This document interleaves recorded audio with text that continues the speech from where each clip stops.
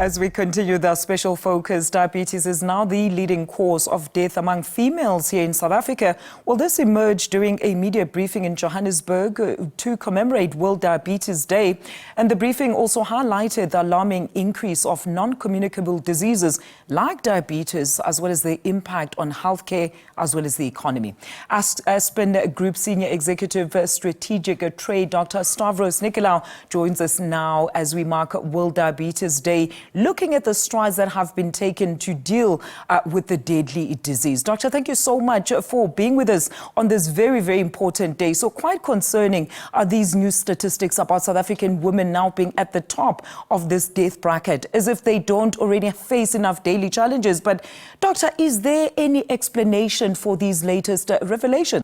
I think firstly, if the statistics are alarming, they should really alarm us. And we heard this particular statistic and many more earlier today. Aspen Pharmacare, together with the Endocrinology Society of South Africa, held a briefing. Some of the other statistics I might add is that 1 in 10 South Africans are going to be prevalent to having diabetes. 1 in 2 are undiagnosed. As you said, it now is the leading killer in females from diseases. These are all alarming statistics and remind me of the situation our country faced 23, 24 years ago when we started coming to terms with HIV and AIDS. It kind of feels like we're reliving this. There's one little difference, though, however, that diabetes is a more silent, drawn-out condition. And that in itself bears a significant risk, because patients who are undiagnosed will present at quite late stage, and this will further overwhelm what is already an overburdened healthcare system. It will have an impact on lives and livelihoods and on the economy. There's a significant economic impact to diabetes. And just by way of example, something that was shared in our seminar earlier today is South Africa's largest medical scheme administrator has 150,000 diabetic patients, which consumes around 9 billion rand annually. That's around 14 to 15% of the largest schemes spent in the private sector.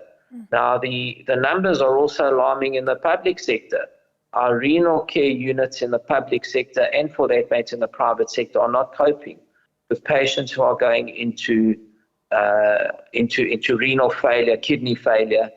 I can recite a whole lot of other numbers, but the point I'm trying to make here is twofold. Number one, there's a significant impact on public health and also on the economy. And the second thing is, if we don't do something soon to arrest this, and by doing something soon, I mean increasing screening, increasing and making more accessible diagnostic and medicines to treat diabetes. If we don't do that, then unfortunately, we are going to face a situation akin to what we faced with HIV in the early 2000s.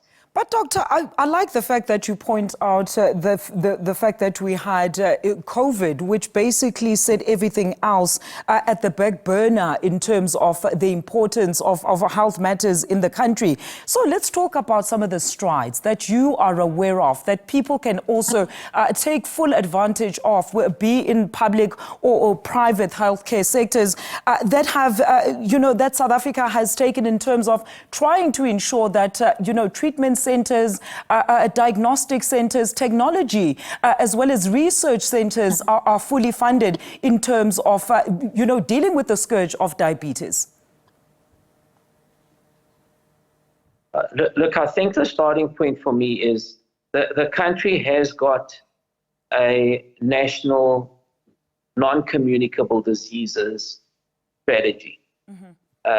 The problem is we're not properly implementing it as a country. And implementing it means raising awareness. What does raising awareness mean? It means those who in our population, our citizens of the country, that start experiencing what could be symptoms of diabetes, things like excessive thirst, waking up and going to the bathroom frequently at night. There are many others. I'm just citing two symptoms. Patients that start experiencing that should go to their nearest healthcare facility, a pharmacy, or wherever it might be, have a glucose test done, and then they will get an indication and a referral from there. So we need to raise awareness as to what the symptoms look like, number one. Number two, where one can go and get tested.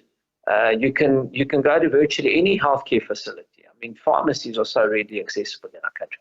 Number three is that this is a very treatable chronic disease, but it needs to be detected, diagnosed, and patients need to be put onto treatment. Now, let me cover the treatment for a minute, because Aspen Pharmacare is becoming heavily invested in diabetes, both at a manufacturing and also at a product level. Yes, the therapies that we are starting to see are significant innovations. We're seeing a new class of drugs called GLP-1s. There's been an explosion of use of these drugs.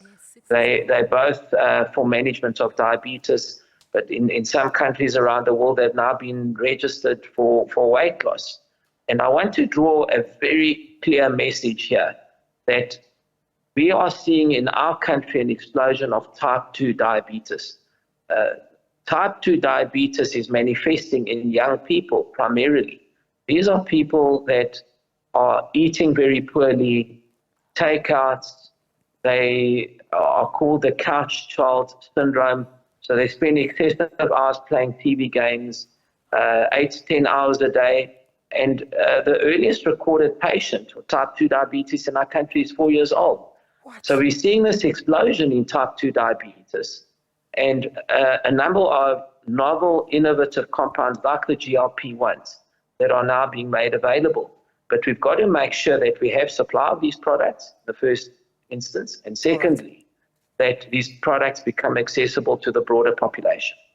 Doctor, unfortunately, I really wanted us to go on and on about some of the, the newfound technologies, as I'm sure you saw our preceding package there, Mr. Sompra, who has also embraced this new technology of how we can track his sugar levels and blood levels. So it would have been quite an interesting conversation. So hopefully, as we continue to observe this momentous period in highlighting the issues surrounding diabetes, we will get a chance to speak to you once again. Dr. Stavros Nicoleau, thank you so much for your contribution. Thank you so much.